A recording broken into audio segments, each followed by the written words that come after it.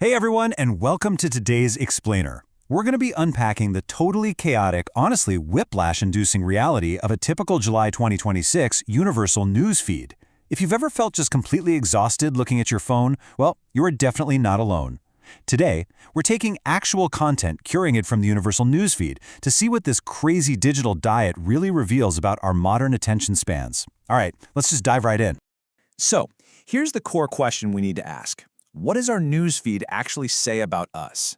Every single day, we open our browsers, and our brains are basically forced to process this absolute barrage of information. We're talking massive global tragedies, personal financial panics, and hyper-energetic pop culture, all sitting right next to each other in a single scroll. What does it say about our psychology that we can literally go from reading about a natural disaster straight into a celebrity roast without even skipping a beat? To really understand this, we need to break down the feed. So let's start with Section 1, the ignored global crisis. We start with this number, 2,590. That's the number of human lives tragically lost during the devastating June 2026 earthquake in Venezuela. Now, normally, when a tragedy of this massive scale hits, you'd absolutely expect it to dominate our collective headspace for weeks, right? But the true scale of the disaster is actually even deeper, 68,000. That is the number of individuals who were still reported missing in the immediate aftermath of the quake. I mean, it's a staggering, heartbreaking humanitarian crisis just unfolding in real time right there on our screens. Yet, as our newsfeed reveals, the world barely noticed. And you have to wonder, how does a human crisis of this unimaginable magnitude barely make a dent in global awareness? Well, it highlights a pretty terrifying reality about the 2026 attention economy. We barely registered this massive tragedy because, quite frankly, our attention was already being hijacked by the next shiny, anxiety-inducing thing waiting just a flick of the thumb away. Which brings us right into Section 2, the 2026 economic reality. Because as we keep scrolling past that global news, the feed aggressively shifts gears into relentless economic anxiety and this inescapable hustle culture that just dominates our headspace. Take the number 30. During the 2025 to 2026 unicorn crisis over in India's so-called startup graveyard, 30 startup dreams were dying every single day. But nobody was really talking about the failures. Why? Because everyone was desperately looking for the next rare success story, like a Zeroda or a Freshworks. It's this quiet economic crisis completely masked by survivor bias. And for the everyday middle-class reader, the headlines reflect a pretty bleak reality. Those traditional milestones of adulthood, like affording a house, paying for a wedding, or having a child, they've become virtually impossible for a huge portion of the generation in 2026. The feed absolutely knows we're stressed about money, and trust me, it makes sure to remind us constantly.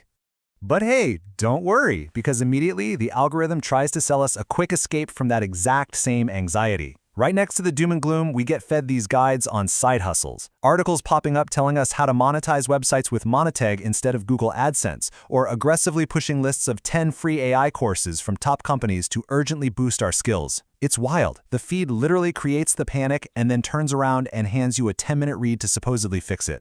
Getting exhausted yet? Well, let's move on to Section 3, Modern Health and Tech Panics. So, all that economic stress, it gets expertly redirected into obsessive personal health and optimization panics. Suddenly, we're thrown into the middle of the seed oils war. Are they dangerous killers or are they perfectly healthy? Well, the feed gives us both narratives at the exact same time. We see scientific sources like Johns Hopkins cited in wildly conflicting ways by different articles, basically just to make us question if the everyday cooking oil in our kitchen is actually killing us. It's designed to make you click out of pure, unadulterated fear. And if you aren't terrified of your pantry by now, well, you should be terrified of your sleep schedule. We see these conflicting self-help trends popping up all over, promising you absolute success if you just join the 5 a.m. club. But, naturally, right next to it, the feed serves up articles revealing the hidden truths about what waking up that early really does to your biological clock and your body. The optimization treadmill, it literally never stops. And here is the ultimate irony of the 2026 newsfeed. Right next to all these self-optimization articles is the alarming science showing exactly how smartphones are destroying our focus. The feed spells it out step by step. Step 1, open Instagram. Step 2, scroll for 3 hours. Step 3, total brain fatigue and focus destruction. It's crazy. The platform is warning you about the platform while you are literally still on the platform. So what do we do when our brains are completely fried from all this? We go to Section 4, Escaping Through Pop Culture. Completely exhausted by global tragedies, financial ruin, and health panics, our scroll finally lands on the high-energy entertainment and sports phenomena that we so desperately use to escape. The feed pivots incredibly hard into sports hype. Suddenly, we're reading a breakdown of the top 5 favorites to win the 2026 FIFA World Cup, complete with that one shocking dark horse team nobody is watching. It's light, it's engaging, and honestly, it requires zero emotional heavy lifting compared to what we just scrolled past.